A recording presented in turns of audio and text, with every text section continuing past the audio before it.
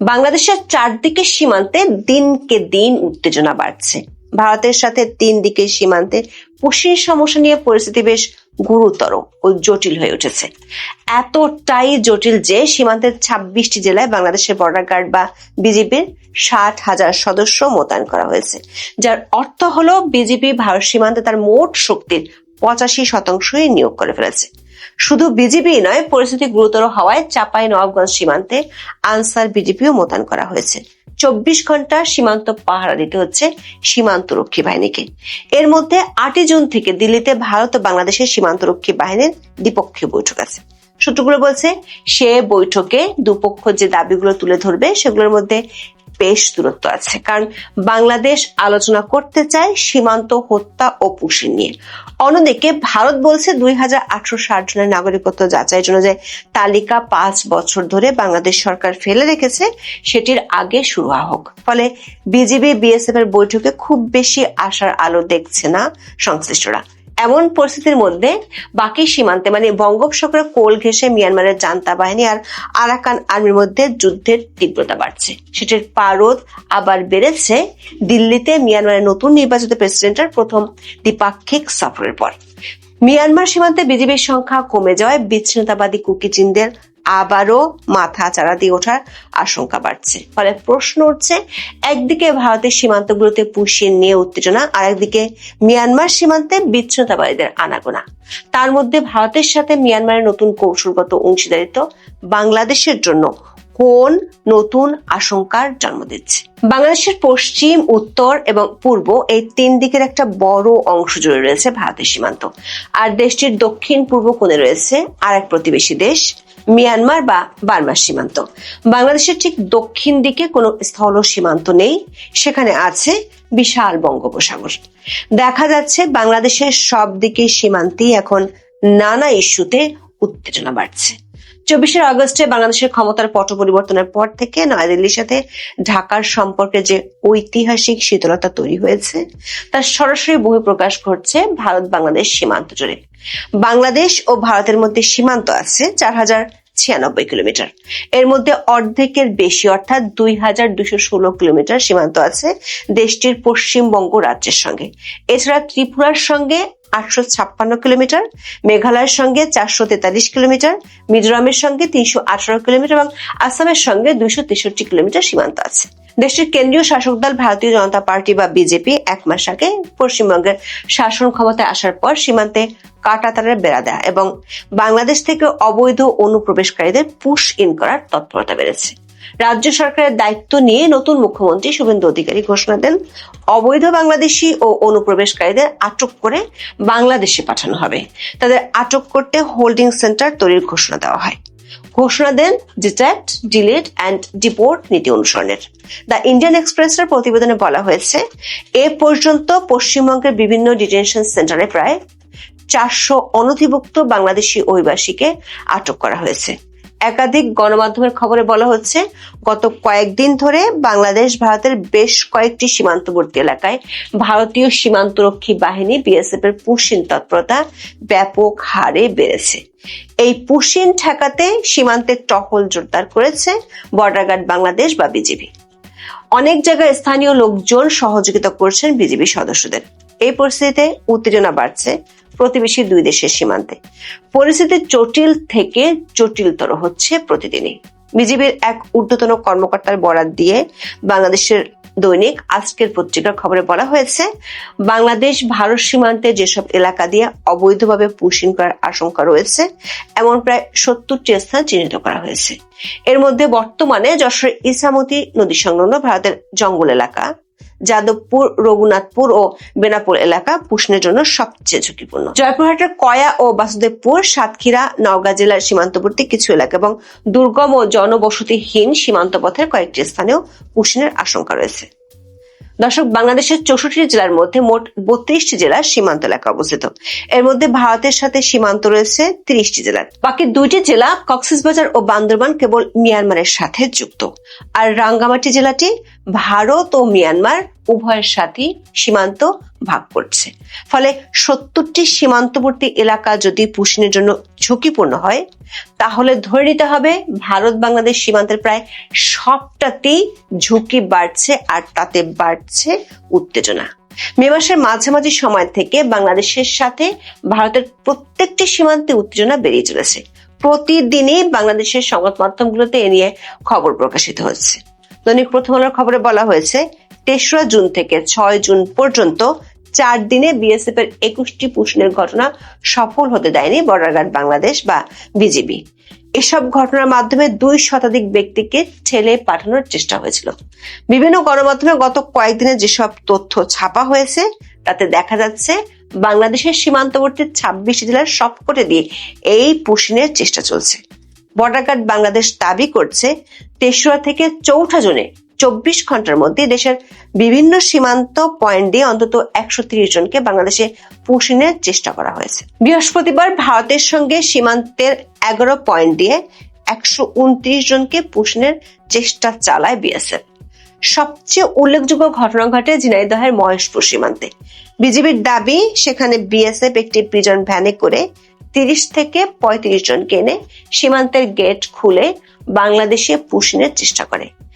একই ধরনের ঘটনা যশোরের গোগা ও রুদ্রপুর সীমান্ত, জয়পুরহাটের কয়া ও বাসুদেবপুর সীমান্ত এবং চাঁপাইনবাবগঞ্জের বাঙ্কাবাড়ি সীমান্তেও ঘটেছে বলে জানিয়েছে বিজিবি। পরিস্থিতি প্রতিদিনই গুরুতর হওয়ায় সীমান্তে জনবল নিয়োগের ক্ষেত্রে বাংলাদেশ বর্ডার গার্ড তার শক্তির প্রায় পুরোটাই মোতায়েন করে ফেলেছে। 7 জুন দৈনিক প্রথম আলোর খবরে বলা হয়েছে, ভারতের সীমান্তরক্ষী বাহিনী বা বিএসএফ এর পুশিন ঠেকাতে বাংলাদেশের 26 জেলার সীমান্তে 60,000 বিজিবি সদস্য মোতায়েন করা হয়েছে। 4 পালায় 24 ঘন্টা তারা সীমান্ত পাহারা দিচ্ছেন। সীমান্তের বিভিন্ন জায়গায় স্থানীয় লোকজনও তাদের সহযোগিতা করছেন। স্বরাষ্ট্র মন্ত্রণালয়ের সূত্রগুলো বলছে, এত বেশি সংখ্যক বিজিবি মোতায়েন সীমান্তে আর কখনো ঘটেনি। বাংলাদেশে বর্তমানে বিজিবির মোট নিয়মিত সদস্য সংখ্যা 70,000 জন। সাধারণ বা স্বাভাবিক শান্তিকালীন সময় এই 70,000 সদস্যের একটি বড় অংশ সরাসরি সীমান্তে থাকে না। তাদের একটি উল্লেখযোগ্য অংশ ঢাকার পিলখানা সদর দপ্তর, 4টি আঞ্চলিক সদর দপ্তর, 16টি সেক্টর কার্যালয়, প্রশিক্ষণ কেন্দ্র, বিভিন্ন হাসপাতাল এবং অন্যান্য দাপ্তরিক ও স্ট্রাইকিং রিজার্ভ ফোর্সের দায়িত্বে নিয়োজিত থাকে। বাকি সদস্যরা সীমান্ত ফাঁড়ি বা বিওপিও গুলোতে পালাক্রমে টহল দেয়। পরিসংখ্যান থেকে বোঝা যায়, এবারের ভারত সীমান্তে পুশিন প্রতিরোধের উদ্দেশ্যে বিজিবি তার নিয়মিত ও প্রশাসনিক কার্যক্রমে প্রায় সবটুকু শক্তি একত্রিত করেছে। পুরো বাহিনীর প্রায় 85% বা 60,000 সদস্যকে সরাসরি 26 জেলায় 4,487 কিলোমিটার সীমান্ত জুড়ে সার্বক্ষণিক 4টি শিফটে টহল ও কড়া নজরদারি কাজে নামানো হয়েছে। বিজিবির সদস্যরা পুশিন ঠেকাতে সীমান্তবর্তী এলাকাগুলোতে মাইকিং করে যাচ্ছে। আরো একটি গুরুত্বপূর্ণ খবর হলো, শুধু বিজিবি নয়, বিজনেস স্ট্যান্ডার্ডের খবর বলা হয়েছে, পুশিন ঠেকাতে চাঁপাইনবাবগঞ্জ সীমান্তে চরম উত্তেজনা বিরাজ করছে। এই অনুপ্রবেশ ঠেকাতে এবং সীমান্ত নিরাপত্তা জোরদার করতে এবার বর্ডার গার্ড বাংলাদেশের সাথে যুক্ত করা হয়েছে বাংলাদেশ আনসার ও গ্রাম প্রতিরক্ষা বাহিনী বা আনসার বিজিবিকে। 6 জন গণমাধ্যমে পাঠানো এক সংবাদ বিজ্ঞপ্তিতে এই তথ্য জানিয়েছেন বাংলাদেশ আনসার ও গ্রাম প্রতিরক্ষা বাহিনীর উপপরিচালক ও গণসংযোগ কর্মকর্তা মোহাম্মদ আশিকুজ্জামান। ভারত বাংলাদেশ সীমান্তে এমন পরিস্থিতিতে 8 থেকে 11 জুন 4 দিন ভারতের রাজধানী নয়াদিল্লিতে বিজিবি ও বিএসএফ এর মধ্যে 57তম মহাপরিচালক পর্যায়ের সম্মেলন অনুষ্ঠিত হতে যাচ্ছে। সম্মেলনে অবৈধ পুশিন, সীমান্তে বাংলাদেশি হত্যা ও সীমান্ত ব্যবস্থাপনার বিভিন্ন বিষয় গুরুত্ব পাবে বলে জানিয়েছে বিজিবি। অন্যদিকে ভারতের পক্ষ থেকে ভিন্ন দাবি করা হচ্ছে। ভারত সরকার বলছে, গত 5 বছরের বেশি সময় ধরে দেশটি বাংলাদেশের কাছে 2,860 জনের নাগরিকত্ব যাচাই করার অনুরোধ জানিয়ে আসছে।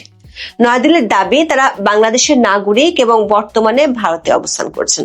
নাগরিকত্ব নিশ্চিত হলে তাদের বাংলাদেশে ফেরত পাঠানোর প্রক্রিয়া এগিয়ে নেওয়া হবে। ভারতীয় সংবাদ মাধ্যম ইন্ডিয়ান এক্সপ্রেসের খবরে বলা হয়েছে, বাংলাদেশ সংলগ্ন পশ্চিমবঙ্গ ও আসামে অবৈধ অভিবাসীদের বিরুদ্ধে অভিযান জোরদার হওয়ার প্রেক্ষাপটে বিষয়টি নতুন করে গুরুত্ব পেয়েছে। সাম্প্রতিক সপ্তাহগুলোতে শত শত কথিত বাংলাদেশি অভিবাসী যাদের বিরুদ্ধে অবৈধভাবে ভারতে প্রবেশের অভিযোগ রয়েছে, তারা সীমান্ত এলাকায় জড়ো হয়েছেন। ভারতের পররাষ্ট্র মন্ত্রণালয়ের মুখপাত্র রণদীপ জয়সওয়াল শুক্রবার সাপ্তাহিক সংবাদ ব্রিফিংয়ে বলেছেন, ভারতে অবস্থানরত সব বিদেশি নাগরিক যদি তারা অবৈধভাবে এখানে থাকেন বাংলাদেশ থেকে আসা ব্যক্তিরাও এর অন্তর্ভুক্ত। তাদের বিষয়ে ব্যবস্থা নেওয়ার জন্য দেশের আইন রয়েছে এবং সেই আইন অনুযায়ী ব্যবস্থা নেওয়া হবে। দর্শক, ভারত বাংলাদেশের 3 দিকে সীমান্তে এমন যুদ্ধ পরিস্থিতির মধ্যে বাংলাদেশের আরেকটি সীমান্তে গত কয়েকদিনে উত্তেজনা বাড়ছে। মিয়ানমারের রাখাইন রাজ্যে সামরিক জান্তা সরকারের শেষ শক্তিশালী ঘাঁটিগুলো লক্ষ্য করে অল আউট বা চূড়ান্ত আক্রমণ শুরু করেছে দেশের জাতিগত সশস্ত্র গোষ্ঠী আরাকান আর্মি। সশস্ত্র এই গোষ্ঠীটি দাবি করেছে তারা পুরো রাখাইন রাজ্যের নিয়ন্ত্রণ নেওয়ার খুব কাছাকাছি পৌঁছে গেছে। রাজ্যের প্রধান প্রশাসনিক কেন্দ্র ও রাজধানী সিতোয়ে এবং চীনের $100 কোটি মেগা প্রজেক্ট সমৃদ্ধ কৌশলগত অঞ্চল কিয়াকফিউতে অবস্থিত মিয়ানমার নৌবাহিনীর প্রধান পশ্চিমাঞ্চলীয় ঘাঁটিগুলোকে চারদিক থেকে অবরুদ্ধ করে ফেলেছে আরাকান আর্মির যোদ্ধারা। ইরাবতী সহ মিয়ানমারের একাধিক সংবাদ মাধ্যমের খবরে বলা হয়েছে বঙ্গোপসাগর এবং কালাদান নদীর অববাহিকায় অবস্থান নেওয়া জান্তা নৌবাহিনীর যুদ্ধজাহাজ এবং আরাকান আর্মি গোলন্দাজ বাহিনীর মধ্যে গত 2 সপ্তাহ বেশি সময় ধরে তীব্র গোলাগুলি চলছে। সিতোয়ে দক্ষিণ পূর্বে এবং পুন্নাগুন টাউনশিপের সীমান্তের কাছে অবস্থিত গুরুত্বপূর্ণ সোয়েমিনগান নৌ সহায়তা ঘাঁটি এবং সিতোয়ের আঞ্চলিক অপারেশন কমান্ডের ঠিক উত্তরে অবস্থিত ক্যারমাথাক সামরিক ঘাঁটিতে চারদিক থেকে হামলা জোরদার করেছে আরাকান আর্মি। এমন পরিস্থিতির মধ্যে মিয়ানমার প্রেসিডেন্ট মিন অং হ্লাইং 5 দিনের সফরে ভারতে গিয়েছিলেন। সেখানে তিনি ভারতের প্রধানমন্ত্রী নরেন্দ্র মোদীর সঙ্গে বৈঠক করেন। সে আলোচনার একটি বড় অংশ জুড়ে ছিল সীমান্ত নিরাপত্তা। বিবিসি ওয়ার্ল্ড সার্ভিস বলছে মিয়ানমার প্রেসিডেন্টের এই ভারত সফর দক্ষিণ এশিয়ার ভূ রাজনৈতিক হিসেব নিকেশ সম্পূর্ণ বদলে দিয়েছে। মিয়ানমার রেয়ার আর্থ পাওয়ার আশায় মিয়ানমারের সাথে ভারতের এমন সম্পর্কে বেশ সহায় আছে যুক্তরাষ্ট্রের। দর্শক, মিয়ানমার সীমান্তে এমন স্থান আছে যেখানে ভারত, বাংলাদেশ ও মিয়ানমার 3 দেশেরই যৌথ সীমান্ত আছে। মিয়ানমারের স্থানীয় সংবাদ মাধ্যমগুলোর খবরে বলা হচ্ছে মিয়ানমারের প্রেসিডেন্টের ভারত সফরের শুরু থেকেই বাংলাদেশ সীমান্তবর্তী এলাকায় মিয়ানমারের জান্তা বাহিনীর অভিযান জোরদার হয়েছে। বিশেষ করে কিয়াকফিউ অঞ্চলটি অত্যন্ত সংবেদনশীল, কারণ এখানে রয়েছে চীনের সমর্থনে বাস্তবায়নাধীন গভীর সমুদ্র বন্দর, অপরিশোধিত তেলের পাইপলাইন, গ্যাস পাইপলাইন এবং মেড আইল্যান্ডের জ্বালানি টার্মিনালের মতো একাধিক বৃহৎ অবকাঠামো প্রকল্প। আবার এখানে আছে ভারতের কালাদান প্রকল্প। এই অঞ্চল রক্ষায় আরাকান আর্মির বিরুদ্ধে চীনা বাহিনী কাজ করছে। জান্তা সরকার ব্যাপক হারে প্রতিশোধমূলক বিমান হামলা শুরু করেছে। সাথে কয়েকদিন আগে জান্তা বাহিনী স্থল অভিযানও শুরু করেছে। এই স্থল অভিযান জোরদার হলেই তার ব্যাপক প্রভাব পড়বে বাংলাদেশে। বিশেষ করে আরাকান আর্মি মংডু সহ আশেপাশের এলাকাগুলোর রোহিঙ্গাদের উপর নির্যাতন চালায়। প্রাণ বাঁচাতে রোহিঙ্গারা পাড়ি দেয় বাংলাদেশে। মানে একদিকে পুশিন ঠেকানোর জন্য সর্বশক্তি নিয়োগ করা হচ্ছে, অন্যদিকে জোয়ারের পানির মতো রোহিঙ্গা ঢুকছে। আবার আরাকান আর্মি বাংলাদেশ সীমান্তে পুঁতে রেখেছে মাইন। এর মধ্যে মাইন বিস্ফোরণে বাংলাদেশি মারা যাওয়ার ঘটনাও ঘটেছে। বাংলাদেশের জন্য সবচেয়ে বড় উদ্বেগের বিষয় হলো এই সময় ভারতের সীমান্তে বিজিবিকে পূর্ণ মনোযোগ দিতে হচ্ছে। এই পরিস্থিতিতে বাংলাদেশের পার্বত্য এলাকায় বিচ্ছিন্নতাবাদী গোষ্ঠী কুকি চিন ন্যাশনাল ফ্রন্ট বা কেএনএফ, যারা আরাকান আর্মির ছত্রছায়ায় আছে, তারা এবার সীমান্ত পার হয়ে এপারে চলে আসার আশঙ্কা বাড়ছে। এই কুকি চিন মিয়ানমারের চীন রাজ্যের পালেতোয়া এলাকায় আশ্রয় নিচ্ছে এবং সেখান থেকে অস্ত্র সংগ্রহ করছে, যা বাংলাদেশের পাহাড়ি অঞ্চলের অভ্যন্তরীণ নিরাপত্তাকে গুরুতর হুমকির মুখে ফেলেছে।